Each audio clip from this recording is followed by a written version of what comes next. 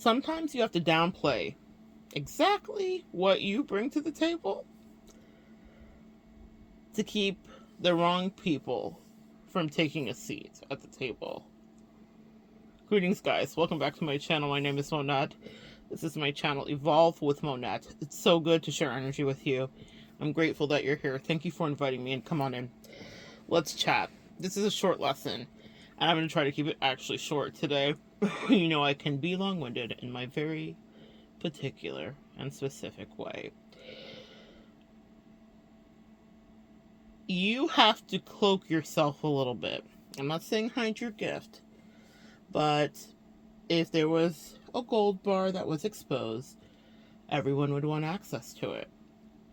Now, the thing that comes to my mind, something I talk about often here, the High Priestess by the door from Beauty and the Beast.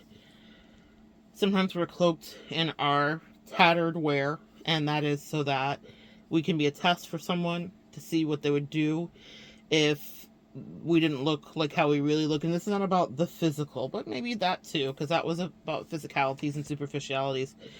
And so I know certainly in my life people have accepted or rejected me depending on how I looked, depending on what stage of my life I was in.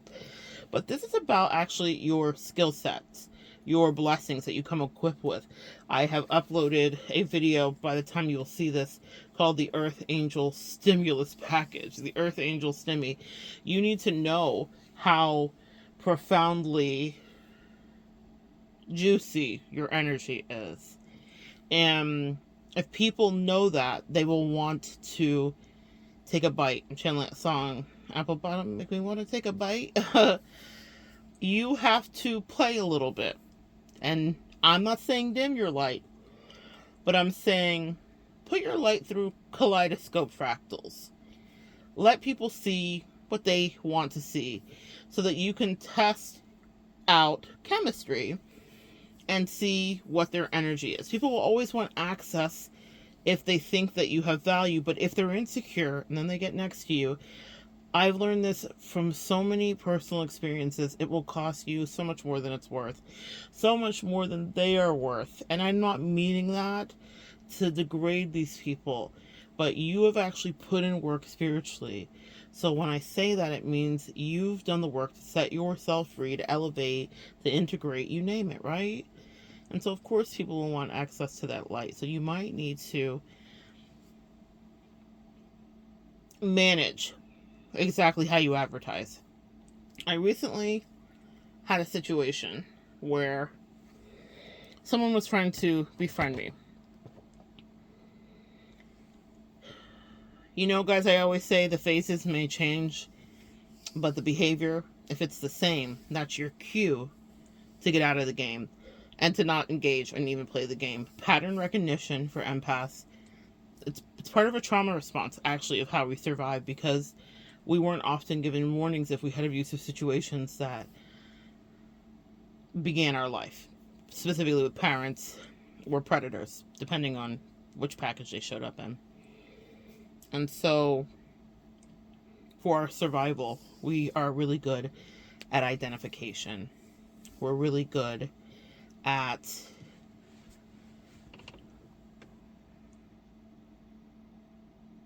checking to see if someone is moving in authenticity. But people know that we're authentic. We have a signature, and they get it.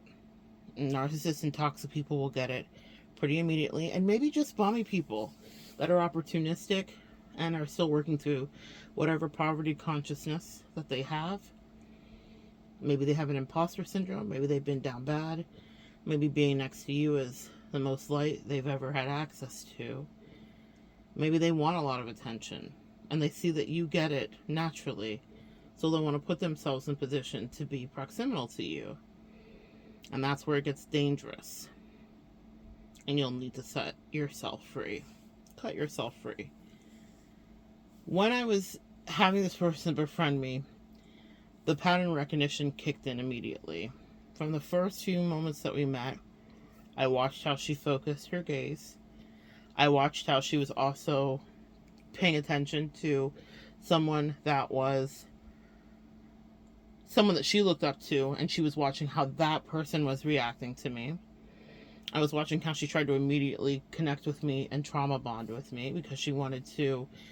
Well, she did it immediately. She was trying to like get some really personal, private information out of me, and so she did this baiting tactic that people will do, where they'll tell you something private, hoping that you tell them back something too.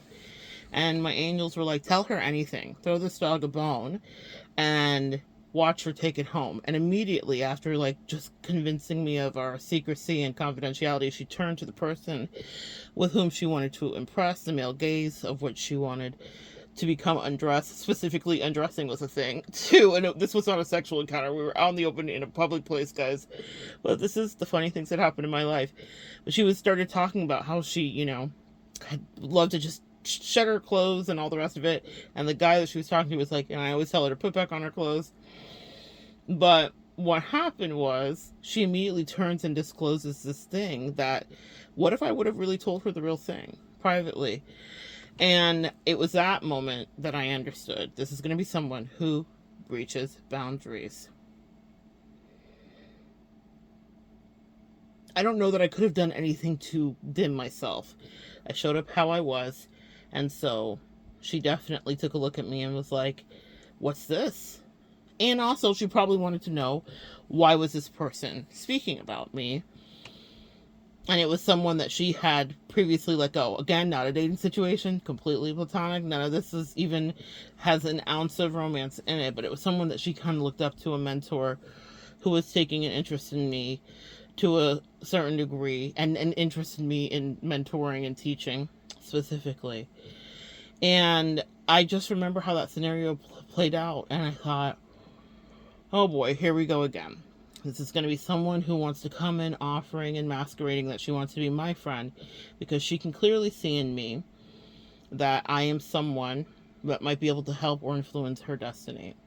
This is when we get people that don't really know who they are. They aren't fully formed in their self and their soul. And so they will want to be proximal to you because they feel like you have the answers. They want you to put them on. Maybe you do have some answers, but you don't have all of them. And also, any part of the spiritual journey is how much work you put in on your own. Really, no one can do it for you. That's really something that's taught biblically. No one can procure your salvation for you. Only you are responsible for taking yourself to whatever heaven or hell that you belong to. No one's coming with you. Your grandmother prayed for you is not coming with you. Your mama that loves you, your daddy that loves you. Your spirituality is your responsibility. It doesn't mean people can't influence you, and it doesn't mean that you won't be an influence for other people, collective. It just means that it's not your emotional responsibility. That is good empath healing right there, to not take on the full fixing and repair of a person, because usually people are not really as passionate about their spiritual journey and evolution as you are, and so they'll become weary and also bored of it, and also want to discard it when it no longer is serving a purpose to them, or when they've extracted what they think is the marrow from the bone, because they can clout chase to some certain degree, or because they feel like they're getting whatever blessings in you they do see, but they don't know why you're getting those blessings, or what kind of retroactive payback karmically you're receiving, and how many people like them that you had to be ducking and dodging, and when they were hell-bent on deceiving, right? That's a whole message and a whole word. They have no idea why you get the things you get and why you deserve what you deserve. It's because you went through a bunch of them, okay? And so that moment happened. And I said, okay, here we go. And she's really pushing her way in. She's really adamant. Let me teach you. Let me help you. Let me be of service to you. Well, that's tale as old as time for me. And it's not to say that I cannot be taught, and that she had nothing to teach. But what I have become really good at in the face of a lot of things going left is understanding exactly how long I need to be in someone's life to activate whatever internal light they have. She was wanting to trauma bond, and so I transmuted it. So instead of telling her every sob story that ever happened to me, what I did was I recommended to her that she had a brilliant gift. That's my job, is to see talent and highlight it. Even if someone doesn't necessarily mean well for me, it doesn't mean that I can't see how they could be successful. And my job as an earth angel isn't to disparage or cast judgments.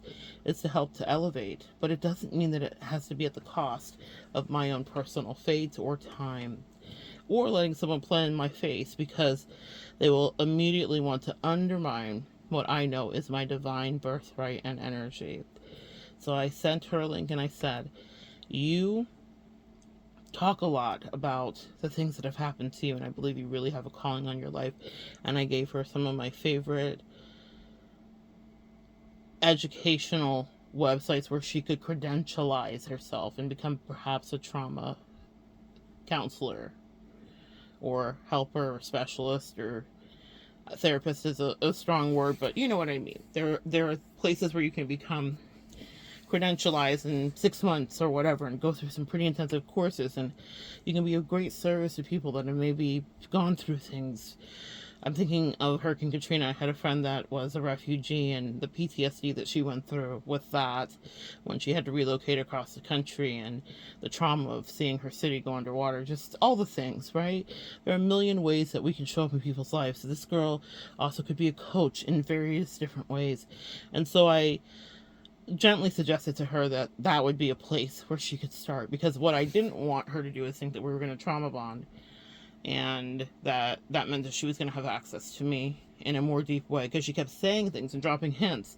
I clocked it immediately, but she was like, oh, I believe that's why God sends people like us into each other. I'm here to help you, you're here to help me. And then she would ask, she'd pry and find out little nuggets that I would share with her about me. But it was always when she asked, because I wasn't volunteering it for free, because I've learned this lesson that I'm teaching today. Protect what's going on at your table because people will want to stay. And she's like, I just, God, I'm just so sure God sent you in, and all the rest of it, and I need to work on that. I remember a time where she was trying to neg me or bait me into disclosing something, and I was watching her, and I knew what she was gonna do, and I was like, and this is all happening in the span of a couple of weeks, guys, because I cut it off, as I would recommend you do too. But she was baiting me into like disclosing something, and she was berating me. I actually was telling her, because I was really trying to sever the connection. I was like, hey, I'm going to be heading out of town. I'm going to be working internationally for a couple of weeks overseas, and so that's going to be that. So yeah, I'll be pretty busy when I get back, whatever the case may be. So she was like, can I ask what you do? And so I just said, I'm a spiritual therapist, because I find that it causes a lot of problems if people are not grounded in their head. I don't hide what I do. I'm out in a spiritual closet. I'm very out about what I am. But I had a feeling with this person specifically, not to be like, here's my website and da da da da da da da and all the rest of it, because I just knew how that was going to go. And there are so many regrets that I have in my life about the things that I did show. I would have done life completely differently now that I know better regarding my spirituality. You guys would always have full transparency. But this collective that's grown here day by day, number by number, and very deliberately and slowly, it's filled with people that are, to whatever degree, on this similar wavelength, right? Even if people pop in, they don't always stay. For the most part, my A1 Day ones and the core group of you, about 100 of you, feel a similar way. And I'm not just trying to be in an echo chamber, but it's nice to have community that actually wants to be here. One of the things that you need to know, Earth Angel, is that people in your life will undermine what you are because they didn't believe Jesus was Jesus in his hometown. A prophet is never respected in their home. So even if you're not a prophet, you're just a spiritual person, you just think differently, you think outside of the box. The people that grew up with you, or that were around you, or surrounded by you, will always try to bring you back down to the level where they were comfortable with you. I had someone spin the block in this retrograde coming back into my life, and she was bringing up something, and I transmuted it to teach a lesson about it, but she was talking about what she remembered that a narcissist used to be like with me. And of course I can teach about anything, but I remembered why I put the separation between me and she. It wasn't because she was evil, but it's because people that are uncomfortable with your growth will not want you to feel that. Even if it's subconscious, they'll want to bring you back to the place where they were more comfortable with you, or maybe you were downtrodden and subjugated. A lot of lessons here coming through. Back to this one. So she was baiting me, and she was essentially scolding me, saying like, well, I certainly hope that they're taken care of, because I said I'm going to be out of the country working with a client. I certainly hope that they're taken. She's like, wow, must be a great client. I certainly hope. She knows nothing about me. She doesn't even know what I really do, but I certainly hope that they're taking care of everything. And I looked at her, and I had to do a little. The Jeopardy song was playing. I was like, am I gonna let my ego win, or am I going to teach a lesson? My ego, I'm a Leo, so that ego was dancing. My ego was like, do do do. Like my ego was like, tag me in, coach. I was like, I want to tag you in, but I said, no, all of that's already been negotiated. Everything's covered, including my fee, but all of the expenses too. They're taking good care of me. But that's so nice of you to be concerned. Immediately, the shame flashes over her. She blushes. She's embarrassed. And then she admits why she was negging me. Oh, wow. I really need to work on that. Yeah, that's something that I need to work on. Tears flooding to her eyes, knowing my worth and asking for it, and not being afraid of that. But had I not been confident in who I was, and had I not run this game with a million weird jealous bitches, and I don't mean jealous because of what I have, but who I am and how I built my table, how my table's assembled, the fact that it's made with real lumber and that it's not MDF fiberboard pressed together. Like there's particle board that will disappear when you put a drop of water over there. Mine is bamboo. Mine is mahogany. Mine is oak. Mine is made to withstand the test of time, just like you. But bitches, God bless, that are particle board will want to try to come in to neg you. And after many of those experiences, I've learned to manage better exactly what it is I do and exactly for whom I report to, so they are not triggered and also then wanting to be weirdly up underneath me, because that was the truth and I read it perfectly. A million little moments, not a million, several little moments from that first boundary breach to the moment when I was like, okay, this is our stop, because the lesson that I was there to impart I already did teach when I said you should transmute all of this trauma talk instead of trauma bonding with every person you meet. And I said it politely, guys. You should transmute that into accreditation so that you can help intercept and uplift and maybe even save lives. Sometimes the lesson is as simple as that. And what we will do is overstay our welcome. I can tell this woman doesn't really like me, that being around me challenges her. She wanted to introduce me to her partner immediately, and she was telling her partner, you know, her partner told me, oh yeah, she came home and told me the first day that she met you and whatever. And this is, I'm so fortunate to have really good mentors, right? This is something that one of my favorite mentors teaches, is that if you have a light, if you're a bright star, or if you're a beautiful person. My mentor is very conventionally attractive. She was like a video vixen for many years of her life. Smart one. Went to college and did all the things. But she was a model and various things like that. But so she's conventionally beautiful. My beauty is, you know, in the eye of the beholder, right? But I know that I'm also beautiful too. But people that are attractive to whatever degree, whether it's the light that's emanating out of you, if you're an earth angel, message, you're beautiful. When you have that kind of energy, people will want to have proximity to you. And the reason that I say be careful with that, if please refer to the Earth Angel Stimulus Package lesson, is that when people get next to you, they can either siphon some of your blessings, but they will absorb some of that energy. But it also will trigger them if they are not grounded in their own reality, if they're not mentally stable.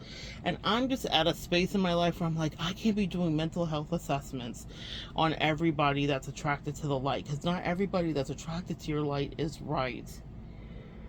And no matter what she thinks, this is one of the lessons that I was teaching you here in the 8-8 portal gate, make the decision for them. She's one of the examples out of many that I have in my life where I don't let people get to decide that they want to not treat me right, because I could see the weird power struggle stuff that was about to begin. I could see it far out before any of it really happened. There's no traumatic story that I have to tell you about this, because I was clocking it like Neo in the Matrix. I was like, you're going to do this, and now you're going to touch that, and then you're going to do this. I've been here before. I've been here before with many women that decided, well, because you're this, I should have access to you because I imagine that I'm this too, but they have not laid the groundwork to be that level of proximal to you. And if anything, being next to you, like I described in some of the previous lessons that are uploaded, you are a molten core. You are the sun. And if they have impurities, they're going to burn. And yes, it may be a lesson learned, but it's going to trigger all kinds of things in them that they're not even ready for. I can tell when someone is ready to do their work when they're being honest with their shadow and integrating their light. I can tell when someone will want to get next to me so that they can purposely not treat me right, because whatever they think I feel about myself makes them insecure. She was comparing herself to where I am currently and where she was in her journey at that time, years before. And she's like, yeah, you're kind of like, ahead of me, and like you're kind of breezing through this one thing and this activity and whatever the case may be. And then she would want to subvert that to somewhat undermine me, because it made her uncomfortable. We were standing there talking one day, and someone came up to us, and the lady spoke Spanish. This girl is Spanish as well. And the lady spoke Spanish, and then she looked at me and she said Bella and Kalinda, words that I kind of understood. And then she just said, you're really beautiful. And it was in that moment that I was like, okay, the exit plan strategy has to happen now. It's not that this girl's not beautiful. She actually is. I think she looks like a doll. I think she's very pretty. But what it is that if you are not a confident person, especially if you've trained yourself to, like many of us subconsciously, especially in our patriarchy, do, be fodder for the male gaze, especially with her stories of, I like to take my clothes off, and the more healthy she got, the more clothes she shed, which we love that. I would do the same. I love to have my boobs out too. I'm all with you. I get it. But I am in a different place than she is. So that causes a mind meld for her mentally, because I am where she once was. But she sees confidence in me, and she can tell that I'm happy and I like myself. Doesn't mean I don't struggle. Doesn't mean that I can't be healthier. Doesn't mean that I don't want to meet milestones and accomplish things. But that has been a mindfuck that I've watched a lot of people suffering with. Because they get to the table and they're like, this is what you bring? My table didn't look like that, even when I had met my milestone or whatever the case may be. People are not ready to sit with you at that table. And when that lady made that comment about my beauty, unsolicited, and I did not have my full glam, y'all. Okay, I was at the gym. There was no makeup. I had lipstick on. I always have on a lippy. Okay, I always had a lippy. No lashes. No, what you guys see when I'm on camera, that's not how I show up to the gym fully, because ain't nobody got time for all that. But I do enough. I also don't necessarily wear athleisure, so that might be the different thing that I do too. But nevertheless, I was showing up there like many of you guys do. And I knew when that comment came, my angel said, you got 5, 4, 3, 2. They were doing a countdown. Get away from this girl right now, because whatever the ugly is in her, she's not going to be able to hold it back. She wants to come in and offer you this help. And I know this is a thing that coverts do. I don't know if she's a covert. I'm not sticking around long enough to find out or diagnose. But people that have a savior complex want to come in and offer you all of this help, and really you might be helping them, honestly. That's why it's best to kind of hide a little bit. I know this seems like contradiction, because it's like, shine your light, don't dim for anyone. But there will be vultures that want to come and dine at the table because it looks like fun. They want to also too bask in the sun, but they can't emanate that sunlight. I feel like this girl needs lots of therapy. And it's not because she isn't going to be helpful and powerful and have a testimony. I know she will. But the relationship that she thinks that we're going to have is not going to be. Because I know that my energy is going to stand to be a threat to her. And that's why I cloaked myself the way that I did. Still not really divulging my full guts other than to say, I'm going to be indisposed because there's just some things going on, and travel and whatever. Because I understood. Some people are so fragile, guys, that they can't even hear what you know, and it offends them. I realize that my truth are darts and arrows, and it makes people pissed because they want to dismiss it and they want to gaslight me and tell me it's not right, but it's exactly right. I clocked her from the first second I met her. And I was like, oh boy, she's going to want to fight. She's going to want... Because see, when people can't get under your skin and get your energy, they're going to want to neg you and not treat you right, or they're going to try to pick a fight with you. So that now you have to pay attention to me, or maybe I can imprint you or brand you with my energy because it means something to me. Your validation means something to me. I didn't have to... She didn't have to tell me that she told her partner about me. I knew she did. I didn't have to hear it. I know what my energy does, and I know how to carry myself, and you need to know that about you too. I think one of the greatest disservices that a lot of you earth angels do to yourself is not knowing how other people see you. Trust me, because it's something I did to me too, and I greatly underestimated my own lore. Okay, and leave it to a Leo to let you embrace your lore. Okay, someone can say it's too peacockish, it's too conceited, it's too this and that. Nope. It's exactly what you need to understand about yourself, what you bring to the table. Because if you don't know that what you have is valuable, you'll be giving it away to people that do not appreciate it. Imagine giving caviar to someone that is unhoused. It doesn't mean that they've never had caviar in their mouth and they've never loved and appreciated it. But the money you would spend on caviar would probably to them be better spent on multiple supplies that could serve them some time. So what you bring to the table, they might be like, that's fine, but they're not going to really value it. Do you guys get it? So people that haven't done their work, haven't pushed through their own insecurities, haven't faced down their imposter syndrome, will insist that they are in alignment with you, that they too are spiritual like you. They think that they should be in the caliber like you. I've had people say, well, I want to build a business. Before I met her, she did not in fact want to build a business. She was very lost and kind of ambling and wandering, and very much doubling down on the fact that the amble and the wonder is what she was put on earth here to do. But she was proximal to someone that she saw moving in a certain direction, and now she too wanted to be on the move, and we love that. That is what we're here for. But she was like wanting me to do things energetically that weren't fully yet explored or communicated, but I read it and I clocked it. And then she would say it. She would say little things like, oh, I just want to stay close to you because it's really important to meet someone like you. And well, what am I? What am I like? She didn't really put a lot of time into getting to know me. I paid a lot of attention to learning lessons about she.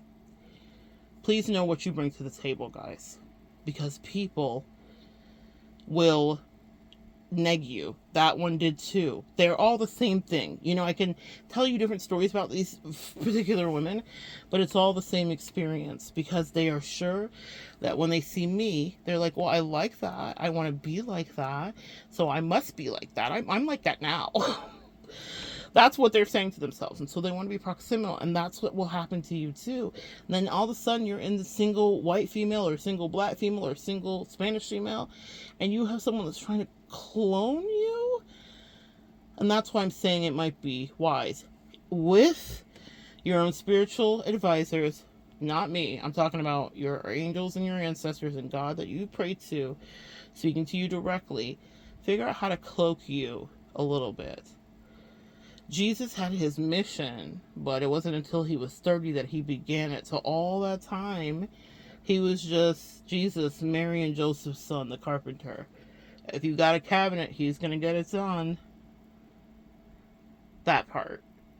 Until one day, he was the son of God. He was always that. But until he was fortified, he could build a table. He knew exactly how to do that. But he didn't disclose and start flipping the tables fully until he was ready to step into his moment of destiny. Some of you guys might still be building, but if you feel like you're established to a certain degree, be careful of how you allow people to come sit and eat with you. Now it says God will set a table before you in the presence of your enemies. Some of those people will turn into enemies because if they can't join you, they will want to beat you or destroy you. And I could see the trajectory of where this is going to go with this girl. She would think she meant no harm. She would be probably befuddled because she would think, I was just offering my services and my help and my this and my that. That happens to me all the time. People come in with all kinds of nuggets, but they might have one thing that they can drop into my pond, one coin. But they're dropping the coin into my pond. I'm the body of water, if you will, and so are you. So they're like, here's what I can offer you, kerplunk. Meanwhile, you're a whole pond with an ecosystem spiritually. Meanwhile, you've been regulating that ecosystem and aerating it, and things are growing, and you've been managing the algae. Do you guys get it? You've been purging out whatever impurities and toxicities. You've been watching the growth of the water lilies and the lotus. Kerplunk, one donation. And I want you to think about what that donation could be. It could be a new, unknown, corrosive form of algae. Be very careful who you let have access to you. Having access to some of the people that I've told you about in various stories has at times taken me off course, which is exactly the design of the principalities that we war against. We wrestle not against flesh and blood, but of principalities. And so if I spend 6 months healing and cauterizing a wound caused by someone that was negging me because they were so deeply insecure that just being next to me made them unsure, and then also being next to me made them hate me because why do people treat you this way? And why couldn't that be me? It should be me. Are you ready to earn it? It's not my litmus test. It is about them building up their discernment, their spiritual gifts. I'm not holding up a yardstick, and neither are you, collective, but people will get next to you and want to attack you because they're having flashbacks maybe to their Catholic nuns, thinking you have the ruler and you're gonna, wrap it on their knuckles and their wrists and tell them they need to get better and do more work, and it's not good enough. When all you want people to do is win. But what I've learned is the people that I now call in, that I now allow to know me intimately, there are people that are integrating their shadow and their light, and they're doing their own work separately. Batteries, not provided by me. They can be included with them. The people that I happily, wisely call friends, meaning I took time to know them and I'm still getting to know them, are people that are integrating and they have their own table that they've built. And they're not offering me false promises of what I can do for you. The people that I have in my life have not promised me a damn thing. Okay? They didn't say, this is what I can do for you. That's manipulative behavior. Those lessons that I'm talking about with those previous women, each one of them were like, have you heard of this? Have you learned about this? Have you done this? Because maybe they wanted to impress me, but I think really they wanted access to me. So they thought, I've got to bring her something. I've got to be the specialist. And also they wanted to be in the position of power to a certain degree because they hadn't worked through some of their other spirituality. They still needed to be the winner. And by the end of whatever happened with them, some of them were just outright with their demonic energy be like, B, you think you know everything. No, actually, I don't. But I did know that you were going to do this. Predicted it, wrote about it, channeled it, heard about it, talked to my ancestors about it. I could know you were going to do this. And so in this case, this is a missile that I decided to miss. Like Neo in the Matrix, I dodged this bullet because I know that my energy would just unmoor this person. And it was only going to be a matter of very short time before she was going to want to play in my mind because she cannot regulate her mind. It doesn't mean she won't get there. It just means it is not our every job. I always talk about us being dispatched in. And yeah, we're dispatched into various persons, but we're not dispatched into every person. It is very possible and highly probable that my job with this woman was to point her in the direction of which she can explore if she's interested, where she can solidify her gifting and transmute her trauma bonding, proclivities into actual education where she can now set other people free. That's it. The message was delivered. It was hand delivered by me, as my God would mandate for me to do. And I'm not supposed to do 13 cycles around the sun and 4 seasons of never getting shit done and 14 seasons of undermining and being ingratiated into every traumatic thing. That was not our lesson. How I could be of help to her was to point her in the right direction.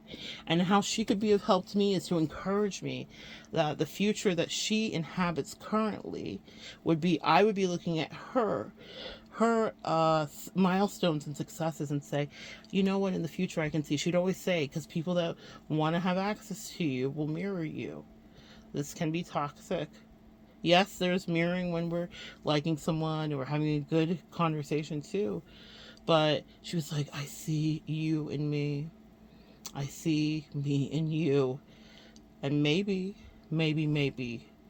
But what was already starting to mess with her head is that mentally we're not in the same place, even though it doesn't make sense for her, because I should not like myself. that's something that people struggle with me. And that's exactly why God sends me into people, to kind of shift their paradigm and rewrite their programs regarding what someone's identity should be, because they are not solidified. They are still lost. They're still seeking a lot of validation at all costs and from every fucking body. They will sell their mama out to get some clout. Like, they don't give a damn, okay? So I was like, I know the pattern of this. So just because she wants to play and sit at the table doesn't mean that that was something for me to do. And that's why I'm highly recommending for you. Know that you don't have to do 55 seasons with people to get a message through. If she wants to, she will reflect on that later. Maybe she'll do it. If God sees fit, we might run into each other down the road. And she might tell me, I did the thing.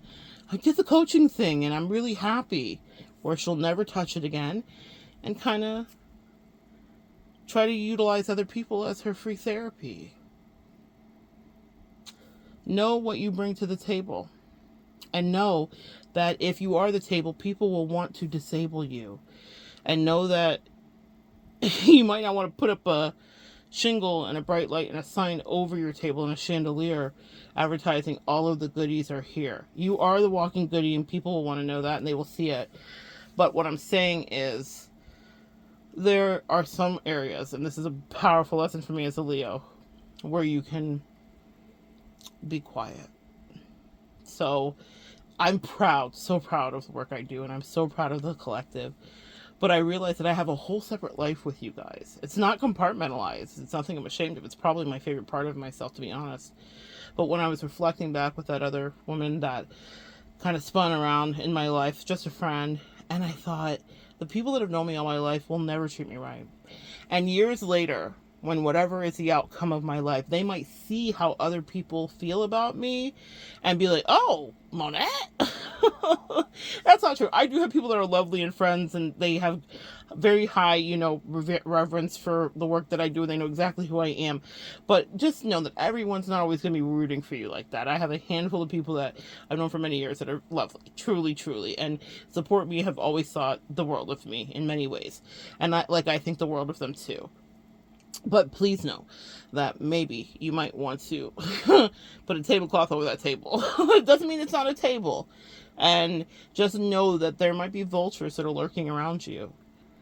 And it doesn't even mean that this person was a vulture, but I saw her as a potential new karmic soulmate lesson.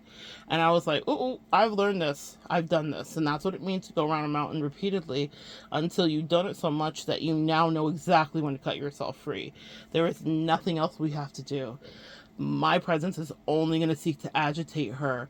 And yes, can work happen that way? And can she evolve? And can she learn things? And et cetera, et cetera. Of course, all of that can happen, but at what cost to me? And that, my sweet Earth Angel Collective, is graduation regarding empathy. What about self-care for you? Usually, I would be like, she has so much potential. And if I pour into her this way and that way, she's going to elevate this way. And every time I do that, people disappoint the fuck out of you because they do not have the desire or the drive to stick with something the way you do. You know how many people made fun of me for this YouTube channel? Still to this day, people that I'll run into them at a party or whatever, and they'll be like, you're still doing that? I had someone talk shit to me about my domicile, everything. People are wild.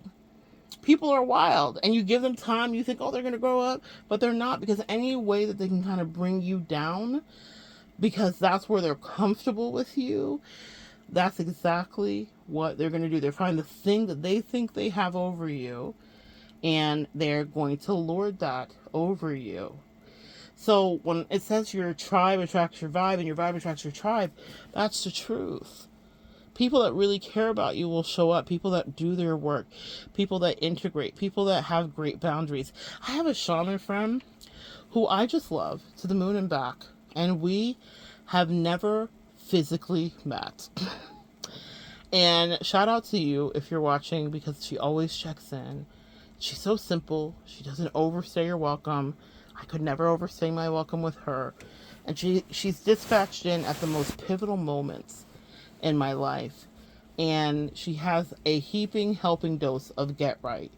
If I'm veering off the track, God puts a word in her to bring me back. And I'm so grateful. But there's no messy overlapping, and I'm not at her house every Thursday, and, I don't have a key, and I don't want it, and she doesn't want that for me. Does that make sense, guys? Your tribe will come in, and they will be able to help you elevate, and they will have similar boundaries like you. Do you know the reason that I can talk about that relationship powerfully and say I'm so grateful for it? Is because we both had shadow work to do, and we did it, and we do it actively. If we're being off the rails, or if we're being sad or happy or spiritual or entitled or bratty, we're both very aware. And I don't mean together, I just mean separately. The human experience, we all have that range of emotions, right? And that's what I'm saying. Protect your energy and your light, and know that people, because you are bright, will just feel like they should be able to come up to you. They should be able to have access to you. They should be in your business, know your life. She was saying things to me, this other girl, not my shaman friend, like, when I was like, she was like, oh, send me pictures when you're out of town. I don't really know you, ma'am. Send me pictures when you're at 4th of July. Send me pictures.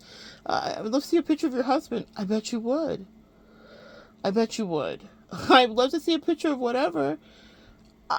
I guess so.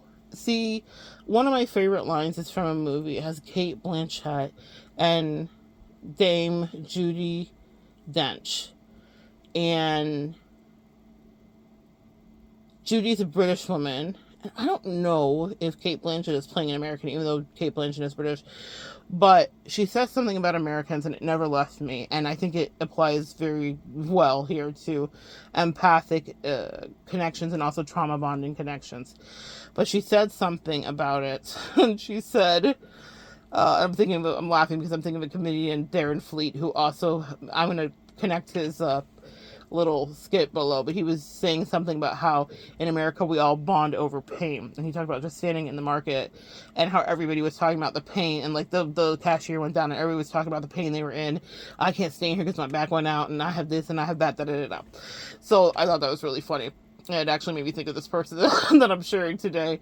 I was like, yeah, she likes all of her pain and all of the pain stories, but she's working through that too. So it's not me like making fun of it to any degree. It's just not the stage that I'm at. And that's also another part of the story here, guys. People want to kind of like have you go back to summer school and be back in remedial classes with them. And you were once there. Doesn't mean I didn't do spiritual summer school. I certainly did. But it means I surpassed it. So why would I go back to algebra when I'm already in calculus? You understand, guys? Like that part. We beat ourselves up because we need help everybody. Yeah, to a certain degree, and I did help her. You have a gift, actually. The thing, your Chiron wounded healer situation, your trauma is actually your power if you want to change it. But I'm not going to hold your hand to help you do it because it's going to drag me down. Because as you pursue it, really what you're going to be pursuing is how can I unalive Monette? Because She makes me feel bad in my head. No, really, you just feel bad in your head before Monette ever existed. You're still working on some things, and you will fix it, sis, but it will be an absentia of me. Back to the thing that Dame Judi Dench said that I think is very appropriate regarding our empathetic journey. She said that Americans indulge in immediate and cautious intimacy. And I think that's a really British way of saying trauma bonding. Immediately, okay? Immediate and cautious intimacy. If you have a table that you've built and you're setting it, and whatever the case may be, people will think that they can be able to dine at the table if they share with you whatever their pain body is and share that immediate and cautious intimacy with you. If they can bait you into sharing back with them and shedding a tear with them and all the rest of the things that people like to do. And it doesn't mean you might not have those real tears for them. Some of the things she told me were sad, and I did empathize with her in the best way that I could. But what it means is that people will use that not for good. They're going to use it for access, and then use it to punish you or use it to manipulate you to a certain degree. People think that they might be at your level or they should sit at your table, but you need to check that guest list a few times. There's something to be said for exclusivity. There's something to be said for exclusivity. That's a Leo of me for sure. I love something that's a little bit exclusive. And it's ironic because so many years of my life I was spent letting everyone that wanted access in. Thank God for some of the karmic lessons that I went through, because it completely shifted that for me. So now today I can share it with you. Even people that play long games with you don't deserve access to you. Some of the most belly up nonsensical things have happened when I would shift the dynamic and say, okay, it's been a few years. Maybe now I'll treat you more like a peer instead of me being the teacher for you. And because people that do not know how to wield their power, they don't even understand their power, they don't understand their gift or their calling. Even if you're trying to show it to them, they are full of their hubris and ego. And trust me, I have ego too. But they will immediately try to wield power over you because they've always thought that they were smarter than you. And that's their ignorance. That's why they have a lot of growing up to do. It's nothing that you can, and what they will do is try to take the pound of flesh out of you because they don't know how to manage the power. Why aren't you teaching me? Why aren't you giving me all the secrets of your gifts? Tell me everything that you do. I always throw dog's bones when they're coming for me, and I would recommend you do the same for you. And what that means is tell them whatever it is that you can see that they want mirrored back. I'm not saying necessarily to lie, but I'm saying live another day. Do not die by giving all of your secrets and your power away. A woman's heart is an ocean of secrets on some Titanic type-ish, okay? You do not have to give everything away. And actually, I'm going to recommend this to you. The debate is old as time. Could Jack and Rose both stayed on the door? Well, the point is, Rose was pretty selfish. She was pretty entitled to a certain degree, and she was the opposite of what we are socialized to be as women. In fact, that was the whole story arc of her life, right? She lived a beautiful, expansive life and had amazing experiences, and she always pined away for her Jack, but she took care of herself first. She had the table. She was on it. I know that's a bit macabre, but maybe take a page out of that book, because that's very unempathetic. You know what we would have done as empaths there? We would have been like, Jack, you take it and float away, and I'll just sit here and tread water. Enough of that. No more days like that. No more investments like that. No more pouring into people that much that you are not thinking about what is good for you, because you spent too much time giving to people that barely even poured back into you, and they absolutely didn't deserve it. And you have a beautiful table, and they will want to sit at it. But are they willing and are they capable of standing next to you? Are they responsible to do the work that you had to do? The handful of people in my life are people that are not codependent. They don't mind sharing a laugh and a moment and a joke and a story, and it's lovely to connect. But their lives are busy and they're full.